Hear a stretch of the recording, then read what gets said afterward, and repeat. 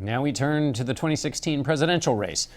Senator Bernie Sanders swept the Washington, Hawaii, and Alaska caucuses yesterday by huge margins, 73% to 27% in Washington state, 82% to 18% in Alaska, and 71% to 29% in Hawaii.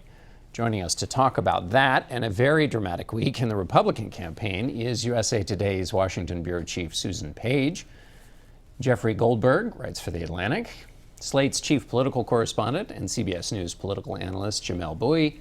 And Ben Domenech is the publisher of The Federalist. Jamelle, I want to start with you. Big night for Bernie Sanders. His best night of all. Huge night. Big deal, small deal? Modest deal. It's very important that Bernie Sanders is doing extraordinarily well with liberals and progressives in the Democratic Party. Still doing very well with young people, and I think it sort of adds to the argument that Sanders' ideology, at least, represents the future of where the Democratic Party is going.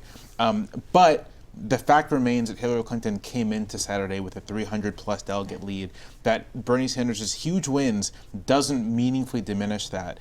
And, you know, when the New York primary comes, for example, when the California primaries come, those primaries alone have as many delegates that were even as possible for Bernie Sanders to win on Saturday. And so the structure of the race still is in Hillary Clinton's favor, but that is not to say that Bernie Sanders' wins aren't very important for the kind of long-term movement he seems to be building. Right. California and New York being states where Hillary Clinton might do better. But it's also a situation that I think, you know, to your point, it does reveal something about the future of the Democratic Party and where the real excitement and passion lies. I mean, he goes to Portland and literally puts a bird on it and then wins, you know, 3 of these states and then is going to go on to Wisconsin and to a lot of other states where he's going to continue to win in these wider northeastern states, do very well. And I think that speaks to some of the dissatisfaction among younger voters with Hillary Clinton and is going to be a problem for her when she gets to the general to inspire them again to come out for her, particularly if they have the feeling that this was taken away from them because of the superdelegate system. I mean, what's the challenge here for managing the moment for Hillary Clinton?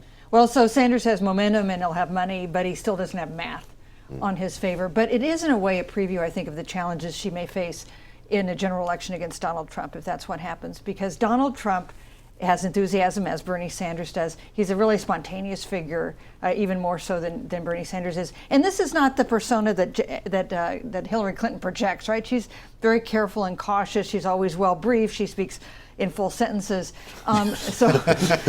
She spells. Low bar. This is, yeah. So I think that it's a preview of her need to get more enthusiasm with people, especially young people. We've talked about that before. Her big deficit among voters under 30 is a problem that has been addressed, and it goes to her need to keep Bernie Sanders on her side. You know, she would like to turn to a general election. Democratic voters aren't ready to do that yet. Neither is Bernie Sanders. She needs Bernie Sanders speaking up for her once she finally has the nomination. Once this is all done. There is a strange quality to the moment in which the argument is, you know, Bernie Sanders will never get to the White House if he keeps winning primaries and caucuses the way he's doing. You know, it is this odd thing, but math is math.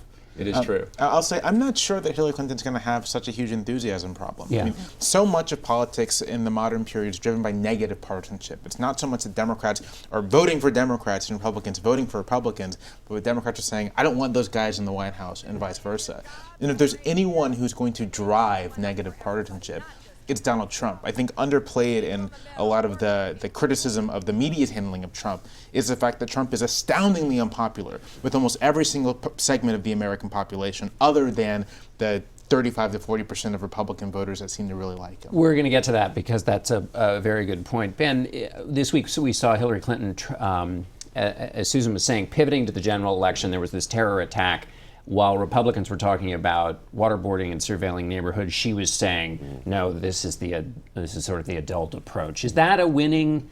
Was it smart of her to grab that moment and do that? You know, I think to a certain extent that's fine. But on the other hand, when you look at what conversations were happening on the Republican side, I think that there is to the points that were made on the earlier panel, a real attitude of fear at this moment, a real feeling that kind of the elite leadership class's pieties about what's been going on in Europe over the past several years have been dismissed as being ineffective regarding the threats in nature. And I think because of that, people, particularly on the Republican side, are open to the kind of arguments that were being advanced by Trump. What's interesting to me, though, in this moment is the decisions that Trump has made this week, which seem to be completely at odds with my expectations for him at this moment. This is the moment for him to be unifying his party, bringing people together, convincing people that he can be trusted as a national security leader. And you saw that. I think that was actually the intent of his interviews with the Washington Post and with the New York Times. At the same time, he's engaging in baseless attacks on Ted Cruz's wife and on his campaign,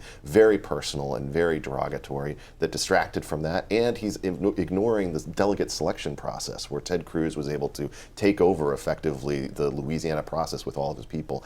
All of those things work to increase the likelihood that Trump would be unable to win on a second ballot should the Republican convention get to that point.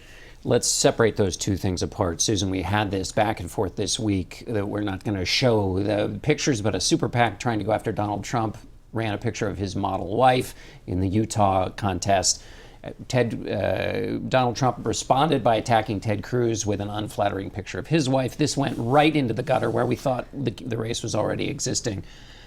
Does this matter, this back and forth? Does it hurt Donald Trump in a way? What do you make of this at the end of the week here? Well, to talk short term and long term. Short term, I don't think this is, for people who support Donald Trump, this is just more Donald Trump. I don't think it's a big help to Ted Cruz. Gets him off message. This is not a reason people will vote for Ted Cruz. I think it's great news for Hillary Clinton because who are the most critical voters in general elections? Women, especially suburban women. And I think a lot of women will look at these exchanges and this debate over whose wife is prettier or who has the better marriage and think, this is not someone who I want to vote for. Let me pick up on that point. If you look at, we're going to do some numbers here, and Jeffrey, I want you to respond. Donald Trump's net favorability rating among voters, according to our latest CBS poll, is a negative 33 in a general election context. That's lower than any recent nominee at this point in the race. But among women, it's even lower, negative 44. And just to put that into historical perspective, 4 years ago in March 2012, Mitt Romney's net favorability among women was only negative 13.